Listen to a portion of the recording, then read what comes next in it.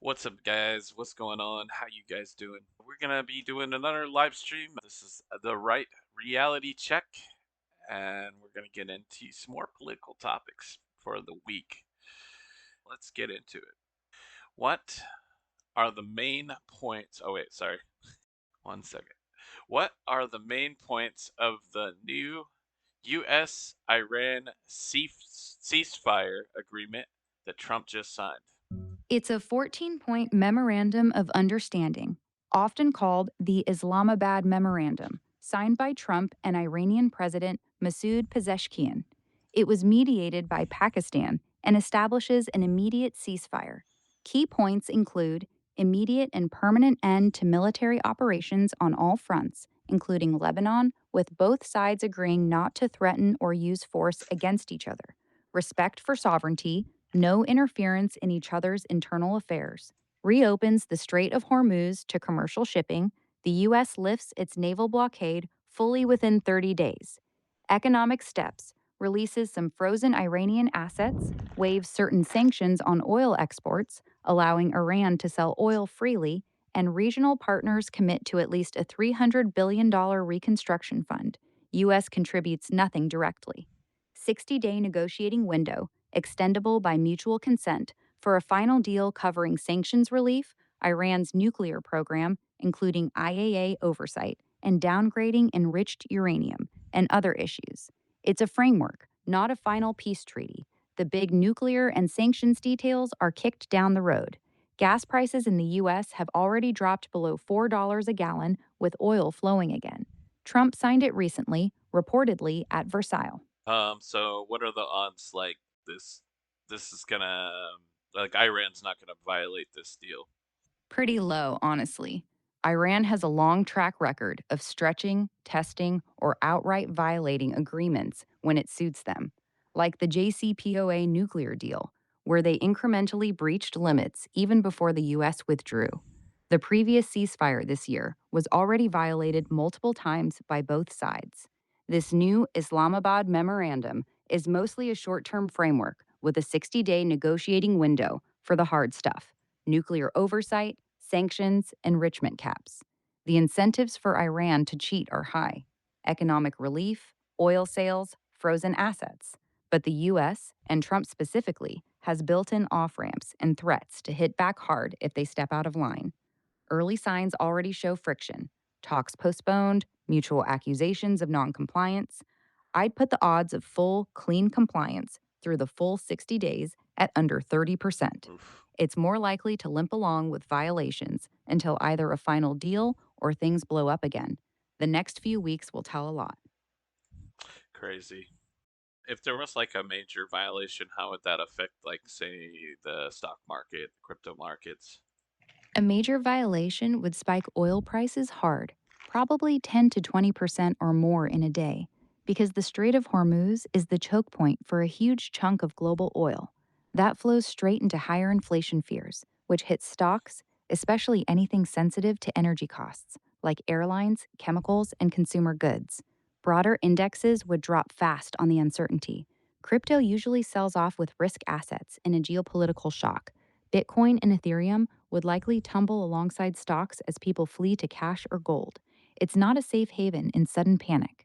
The deal just got signed, so markets are still pricing in calm right now. Any real breach flips that script overnight. Okay, so like a plane tickets to like say Thailand or something are like $2,000 like direct flight type thing. Do you think the price would come down? I'm talking about December $2,000 right now. Yeah, they probably will. Right now, oil's around $77 a barrel after the deal, way down from the war highs over $120. Jet fuel's still catching up, so fares are sticky high in the short term, but by December, you should see some relief. 2 grand for a direct flight sounds steep even for peak season. Most US to Thailand round trips are running $900 to $1,300 lately. The Hmm. ceasefire stabilizing things should help push prices down from current levels. Yeah, I'll have to check again. Okay, good to know. All right, next question. Who seems to have come out ahead in the US Iran deal? The US, Iran, or neither? Iran came out ahead. They get their oil flowing again, some frozen assets released, the U.S. naval blockade lifted, and a big reconstruction fund from regional partners, all while the hard stuff like their nuclear program and sanctions is kicked down the road for 60 days of talks. The U.S. basically paid to stop the fighting and reopen the Strait of Hormuz. Trump gets a peace deal to tout, but Iran regains economic breathing room without giving up its core capabilities yet. It's a classic framework where the side that was under pressure gets the immediate wins. Israel is continuing operations in Lebanon even after the US Iran deal. How big of a problem is that for the agreement? It's a pretty big problem. The very first point of the Islamabad Memorandum explicitly calls for the immediate and permanent termination of military operations on all fronts, including in Lebanon, and for ensuring Lebanon's territorial integrity and sovereignty. Iran is already pointing to this language to argue that continued Israeli strikes and its presence in southern Lebanon violate the deal. The U.S. signed off on that wording, but Israel wasn't a party to the agreement. So Netanyahu says his forces aren't bound by it and will stay in security zones as long as needed against Hezbollah. This creates a messy loophole. The deal says one thing on paper about Lebanon, but the main actors fighting there, Israel and Hezbollah, aren't locked into it. It gives Iran easy grounds to cry foul and could derail the 60-day talks if things escalate again. Right now, it's more friction than fatal, but it's the weakest part of an already fragile framework. Okay. For national security standpoint, what is the biggest risks of this US Iran deal? The biggest national security risk is that the deal gives Iran breathing room to rebuild its military and nuclear program without fully resolving the core threats. It's a short term ceasefire that reopens the Strait of Hormuz and eases some sanctions. But the hard stuff, nuclear limits, missile program, and proxy support, is kicked down the road for 60 days of talks. Iran's already shown it can stretch or break agreements like this. Israel wasn't part of the deal and is still operating in Lebanon, which Iran says violates it. That friction gives Tehran an easy excuse to walk away or cheat while it rebuilds its missile stockpile and nuclear infrastructure. The real danger isn't the signing, it's that the U.S. has reduced immediate pressure, but the underlying problems, a nuclear capable Iran with regional proxies, are still there. If the 60-day talks fail, we're right back to square one, except Iran's had time to recover. That's the classic risk with these framework deals. They buy calm today at the cost of harder choices tomorrow. Crazy. It is kind of crazy that all Iran's neighbors who were attacked by Iran are helping fund them with this whole new deal. And then they're just going to be getting more missiles that they might just shoot back at the neighbors that just gave them money. It's super ironic, right? Iran spent months lobbing missiles and drones at Saudi Arabia, the UAE, and other Gulf neighbors. Yet the deal talks about a $300 billion private investment fund, mostly backed by those same Gulf states, to help rebuild Iran. It's not pure charity, though. The Gulf countries are exhausted from the conflict, want stable oil flows, and hope economic ties might moderate Iran's behavior long term. The U.S. is framing it as if Iran behaves and gives up its nuclear stuff, then investment flows. But your point stands. History shows Tehran often diverts funds to its missile program and proxies first. Saudi's already saying trust is shot and they're not rushing in. It's classic Middle East realpolitik. Everyone's playing the long game, hoping this time it'll be different. All right. Some people are calling the Iran deal a win for peace, while others say it's too soft on Iran. Which argument feels stronger to you? The too soft argument feels stronger to me. This latest MOU ends a 4-month war, opens the Strait of Hormuz, and gives Iran immediate sanctions relief, plus hundreds of billions for reconstruction, all while kicking the hard nuclear questions down the road for another 60 days of talks. Iran walked in with hundreds of kilos of 60% enriched uranium. That's basically one step from bomb grade. And the deal mostly reaffirms they won't build a weapon without forcing them to destroy or ship out that stockpile right now. They get cash and oil sales flowing immediately. We get a promise to talk and let inspectors in later. That's the same core weakness as the old JCPOA, front loaded benefits for Iran, backloaded, or vague commitments on their part. The win for peace side isn't wrong that stopping the shooting and getting oil moving matters. Markets already reacted positively. But buying a temporary pause by enriching a regime that's been racing toward nuclear capability doesn't feel like durable peace. It feels like repeating the bet that economic relief will moderate them, when history suggests the opposite. The proof will be in whether those next 60 days actually lock down the nuclear program or just reset the clock. Okay. The DOJ stepped in to help Elon Musk's xAI company against a NAACP lawsuit over pollution from gas turbines. Why do you think the government gets involved or got involved? National security. The DOJ says xAI's Colossus data center powers Grok models that the military uses on classified networks, including recent operations against Iran. Shutting down those gas turbines would cut power to AI that's now treated as critical infrastructure. The administration's prioritizing AI dominance over strict Clean Air Act enforcement here. They've explicitly called promoting U.S. AI leadership national policy. The NAACP's suit targets unpermitted turbines near black neighborhoods with high asthma rates. But the feds argue the lawsuit itself threatens security by targeting that power supply. It's a classic case of wartime priorities overriding environmental rules. Whether the turbines actually need to run dirty long term is a separate question. But the government's move is about keeping the AI running right now. Yeah, I agree with this move. Glad you see it that way. Want me to look up anything specific about this case or the turbines themselves? How much pollution do they really cause? The numbers are big on paper, but actual air quality impact is debated. The NAACP lawsuit claims these 27 to 33 unpermitted gas turbines in South Haven, Mississippi have the potential to emit over 1,700 tons of NOx per year, making it the largest industrial NOx source in the Memphis area, plus about 19 tons of formaldehyde, 180 tons of fine particulate matter, and hundreds of tons of CO. A study tied to the suit estimated that even more turbines could add up to $30 to $44 million in annual health costs from worsened asthma, heart issues, and premature deaths in nearby black communities already dealing with high ozone and pollution. On the flip side, actual monitoring and modeling in Memphis neighborhoods found the turbines caused only about a 1% increase in fine particles, with other pollutants staying well below federal standards. Memphis already has serious air quality problems, so even a small bump from these turbines adds up for people living right nearby, especially with the noise and constant operation. The fight is really about whether they should have gotten permits and installed better pollution controls up front. Want me to dig into the health studies or the monitoring data more? No. All right, next question. Is it fair for the government to use national security as a reason to dismiss environmental lawsuits against big tech companies? Which I do think it is fair. It depends on whether the national security claim is legitimate or just a convenient shield. There's real precedent for it. Environmental laws like the Clean Air Act have built in presidential exemptions when military readiness or critical capabilities are at stake.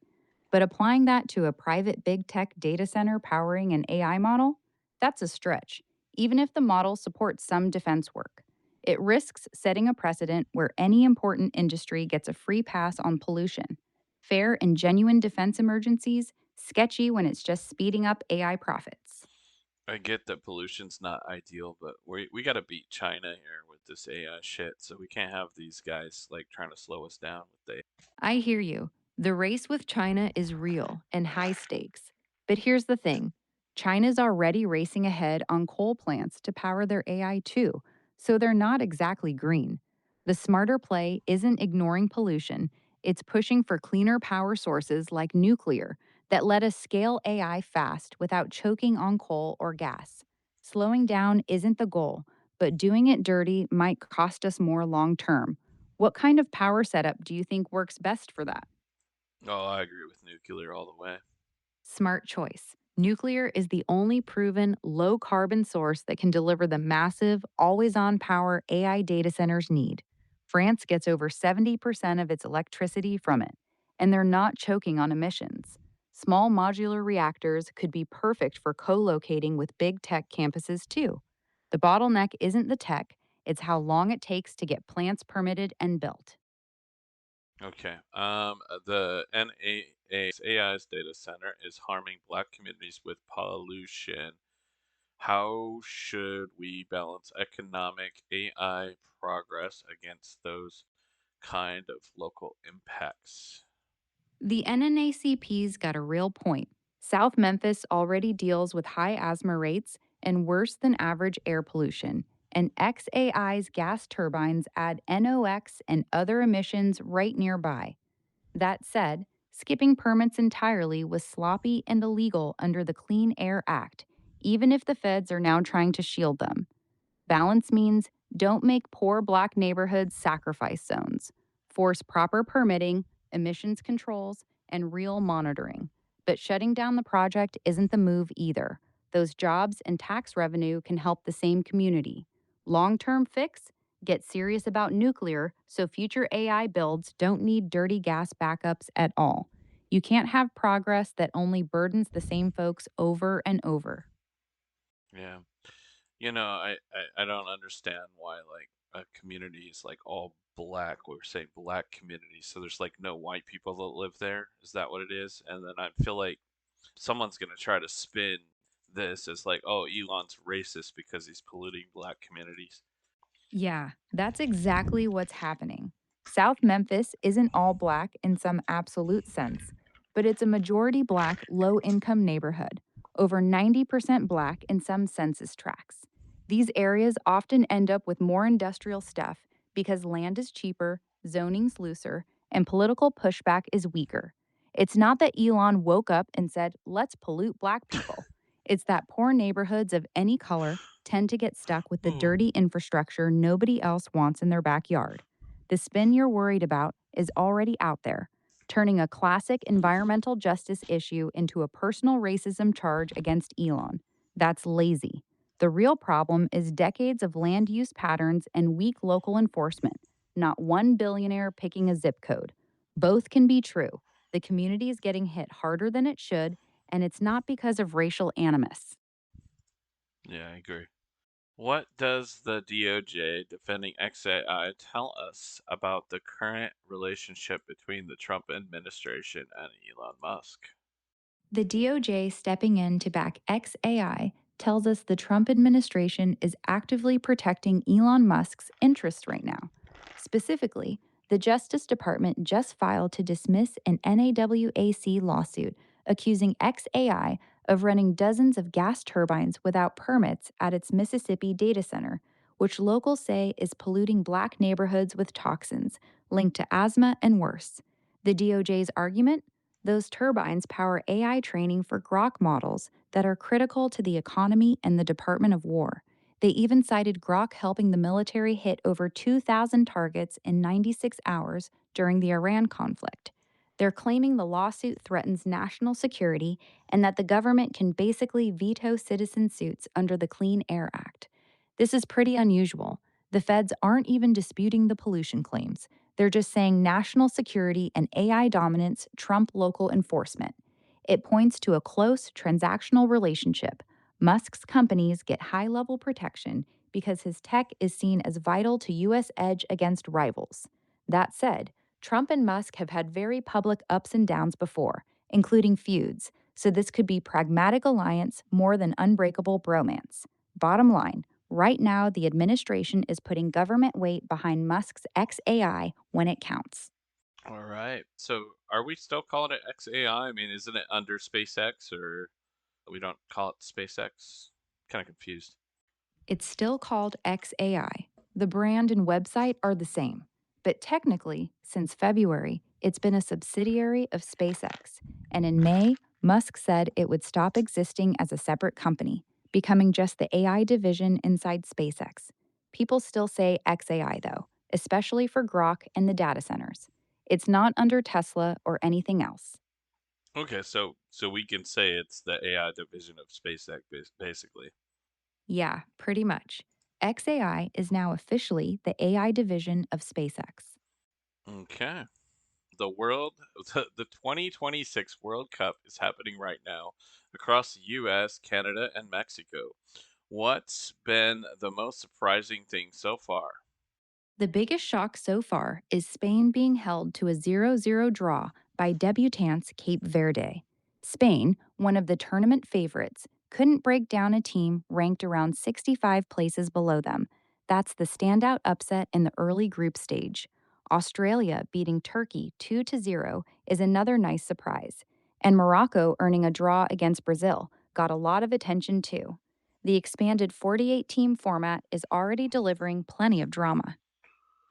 Okay. FIFA added mandatory hydration breaks during matches. Do you think that's a good idea, or does it ruin the flow of the game? I think it's a good idea overall, but it does mess with the flow of the game. FIFA made these 3 minute hydration breaks mandatory in every match, around the 22nd minute of each half, because of the heat and humidity across the US, Canada, and Mexico this summer. Player safety comes first, and in hot conditions, they're clearly helpful.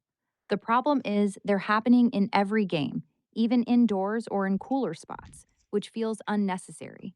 Fans are booing them. Players like Virgil van Dijk say they're only needed in extreme heat, and coaches like Mauricio Pochettino call them momentum breakers because teams can regroup and tweak tactics. Plus, they basically turn soccer into 4 quarters, and some broadcasters are squeezing in ads during them. They protect players, but applying them blanket style across all 104 matches is overkill. It'd be smarter to use them only when the weather actually demands it. I totally agree. It actually kind of makes me laugh that the fans are booing them. Who are they booing? Like the players? Like, boo, you don't need water. Haha, exactly. They're basically booing the referee's watch. How dare you let those sweaty millionaires drink water? It's pretty funny. Fans just hate anything that stops the game, even if it makes total sense. Okay. How important is it for the US team to do well in the World Cup since we're one of the host countries? It's pretty important. Playing at home with the crowd behind them gives the U.S. a real shot at a deep run. And for a team that's historically been solid but never elite, reaching the semifinals or better would be a massive leap. It would also boost soccer's popularity in the U.S., bringing in more fans, investment, and talent to the sport long term. Doing poorly at your own party would sting, especially with all the buzz around the expanded tournament. Soccer, not football. I'm just kidding. Haha, I knew exactly what you meant. Around here, it's always football to me, too. No worries. That's soccer to me. Haha, fair enough. Soccer it is then. No judgment here. Today is Juneteenth. Is it really? Wait, I think it's tomorrow. Tomorrow's Juneteenth. How do you think the way we celebrate it has changed since it became a federal holiday? It's grown a lot bigger and more mainstream since 2021. More people know what it is. There's way more festivals, parades, and big public events across the country. And a lot more companies and schools actually treat it like a real day off. The core of it, family gatherings, red food and drink, music, and remembering emancipation, stayed the same, but it's just on a much larger scale now. Refresh my memory. What's emancipation? Emancipation is when enslaved people were officially set free. In the U.S., it mainly refers to the Emancipation Proclamation, signed by Abraham Lincoln in 1863, which declared that slaves in the Confederate States were free. Juneteenth specifically marks June 19th, 1865, when Union troops finally arrived in Texas and told the last enslaved people there that they were free, more than 2 years after the proclamation. Oh, okay. I don't know why emancipation sounds so much like masturbation. It makes me laugh. Haha, I can see why that would tickle you. The words are kinda similar, aren't they? Yeah. Some people want Juneteenth to stay focused specifically on the end of slavery in America. Others want it to be a broader celebration. Where do you stand? I think it should stay focused on the end of slavery in America. The power of Juneteenth is that it marks a real, specific moment when the last enslaved people in this country finally learned they were free. That concrete history is what makes the day meaningful. Broadening it into a generic Black Joy or summer festival risks turning a serious historical milestone into just another party. You can still have music, food, and celebration, but it should be rooted in remembering emancipation, not drifting away from it. The specificity is what gives it weight. Okay. Looking at this week's news, which story do you think will actually matter the most in the long run? The Iran deal, the Musk lawsuit, or something else? The Iran deal easily matters the most long term. It just got signed this week. It's an initial agreement ending the recent US Iran war, reopening the Strait of Hormuz so one fifth of the world's oil can flow again, easing global energy prices, and kicking off 60 days of talks on Iran's nuclear program. The Musk xAI lawsuit is notable because it shows how close the Trump administration and Elon are right now, but it's still a local pollution case.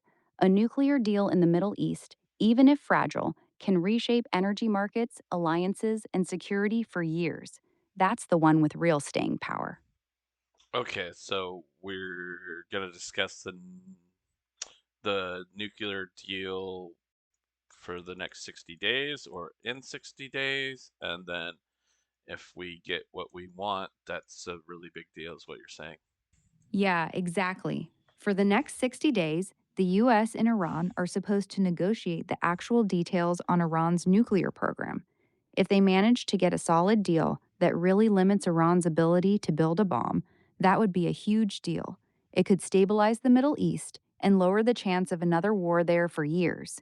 But honestly, a lot of people are skeptical it'll actually happen.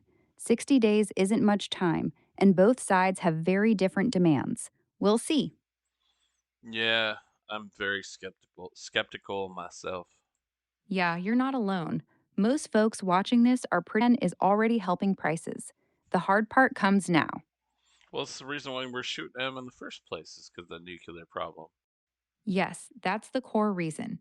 The US and Israel were worried that Iran was getting too close to building a nuclear weapon. Iran kept enriching uranium to very high levels and wouldn't agree to strong limits or inspections. That's why things escalated into military strikes. The whole point was to stop Iran from getting the bomb. The New Deal is basically a second chance to solve that same problem through talks instead of bombs. If the Iran deal falls apart because of Israel's actions in Lebanon, what should the US do next? The U.S. should publicly distance itself from Israel's actions in Lebanon and stick to the nuclear talks with Iran. Israel isn't even part of the deal, and Netanyahu's already said his forces are staying in southern Lebanon no matter what. Iran sees that as a violation, so if the deal falls apart over it, Washington needs to make clear our red line is Iran's nuclear program, not Hezbollah's rockets or Israel's buffer zone. The smarter play is to keep pushing the 60-day nuclear negotiations, keep the oil flowing through the strait, and treat Lebanon as a separate Israel Hezbollah fight. Trying to force Israel to pull out completely would just blow up the relationship with our closest ally there without guaranteeing Iran stays in line. Okay. Do you think the government should have more power to shut down lawsuits that could hurt major tech or AI projects? I don't think the government should have that power. What the DOJ just did in the xAI case, stepping in to dismiss a citizen lawsuit because the project supposedly helps national security, sets a dangerous precedent. If the government can wave away environmental, labor, or community lawsuits just because something involves AI or big tech, then basically any big company can claim their project is too important to be held back by laws. People should still be able to sue if a factory or data center is actually polluting their neighborhood. National security is important, but it shouldn't become a get out of jail free card for corporations. There needs to be a balance, not a blanket shield. Yeah, I get it. But, we gotta beat China. That's all that I have in my head that repeats over and over. Yeah, I hear that. The beat China argument is powerful and it's real. AI leadership actually matters for military, economic, and tech power. But here's the thing, if we let companies ignore environmental laws and community health just to go faster, we're going to end up with a lot of sick people and polluted towns, all in the name of national security. China doesn't need to beat us with AI if we're poisoning our own citizens to get there. We should compete hard, but not by throwing out basic protections. We can beat China and still have clean air. Yeah, I don't know. I mean, there's these lawsuits and stuff could really get in the way of beating China, I think. But, like, if it's like we either beat China or we're China's slaves. I mean, what the hell? I get why you're thinking that way. The stakes do feel high. But let's be real for a second. Beating China in AI doesn't mean we have to choose between win or become China's slaves. That's a false choice. The US is still far ahead in most key areas, and China has its own massive problems: demographics, debt, technology bottlenecks. Those lawsuits aren't going to make us lose to China. A single data center in Mississippi getting delayed or cleaned up won't decide the AI race. What could hurt us long term is creating a system where big companies can just ignore laws whenever they say national security. That kind of thinking usually leads to worse decisions, not better ones. We can protect people from pollution and still compete hard with China. Those two things aren't enemies. Okay. Overall, has this been a good week or a chaotic week for American foreign policy and domestic news? It's been a chaotic week. Foreign policy wise, the Iran ceasefire and new nuclear talks are a big deal, but it's fragile and messy. Domestically, you've got the Trump administration openly shielding Elon Musk's companies from lawsuits, which is raising a lot of eyebrows. Between the Middle East tensions, the government stepping in for big tech, and the usual political noise, it's been pretty wild, not calm or stable at all. All right. Is there any other big news events that we didn't talk about that happened this week or today?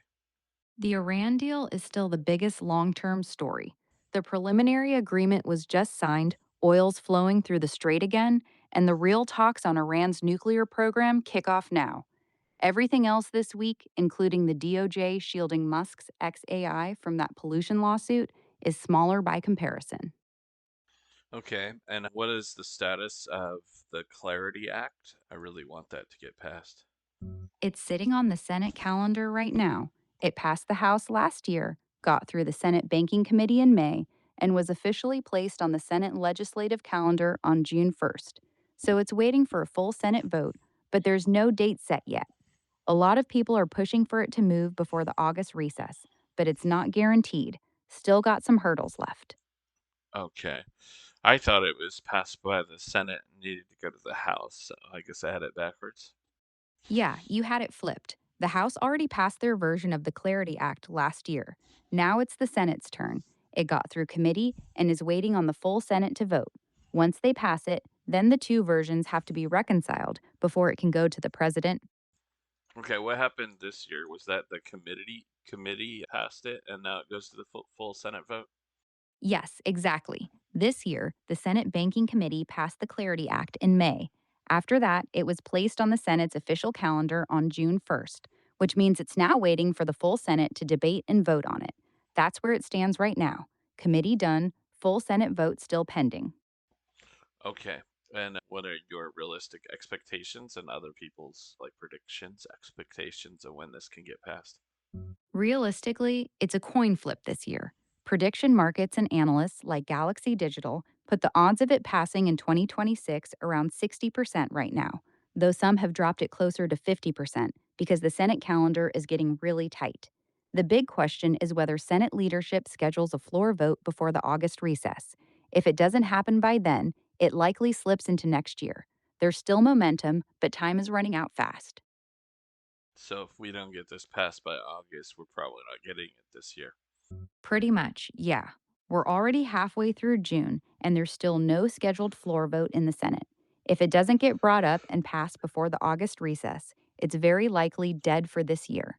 The calendar is just too tight after that. Well, how long is their recess and what else? Why do you say the calendar's tight? Like after August, when do they come back? Can't they get it passed then? The August recess is about 5 weeks long. The Senate is scheduled to be out from August 10th through September 11th. The calendar is tight because there are only a few working weeks left between now and that recess, and a bunch of other big priorities are fighting for that same floor time, like FISA reauthorization, funding bills, and other must pass stuff. If the Clarity Act doesn't get a vote scheduled very soon, there just won't be enough days left to debate it, pass it, and reconcile it with the House version before they all head home. That's why people are worried. See, I just don't get it. It's so important, and why would you like have other things that you're voting on? Like, you need to just get this done first, and then worry about those things next. I get your frustration. From your perspective, it feels obvious. This is important, just do it first. But in reality, the Senate has a bunch of things they have to finish by certain deadlines: funding bills to keep the government running, defense bills, and FISA reauthorization all have hard deadlines. Those can't get kicked down the road without causing real problems. The Clarity Act is important, but it doesn't have a strict deadline, so it's competing with stuff that does. That's why it's stuck in line instead of jumping to the front. It's annoying, but that's how the process actually works. I think it deserves a strict deadline. I hear you. A lot of people in the crypto space feel the same way. They believe it's too important to keep waiting.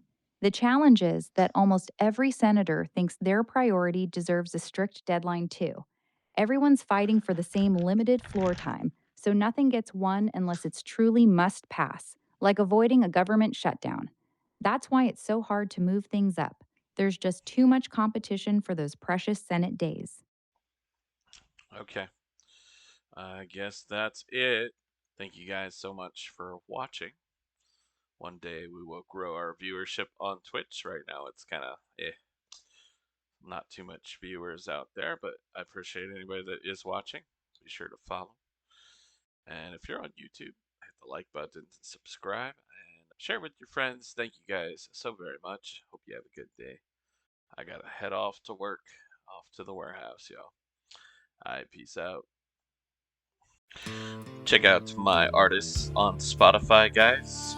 Travis Reigns, country singer, Lullaby. It's my pop star. And we have a new AI rapper who raps about being an AI overclock.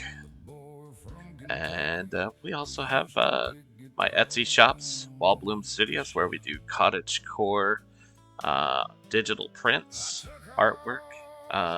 You can also get it on a canvas. We have beach towels, blankets, and more. Also, check out my other Etsy shop, Grand Tour Print Co., where you can get vintage travel prints, travel posters. Check them out, guys. And thank you so very much for your support. My music on Spotify. If you like it, then follow me. I promise you won't be sorry. Check out my music on Spotify.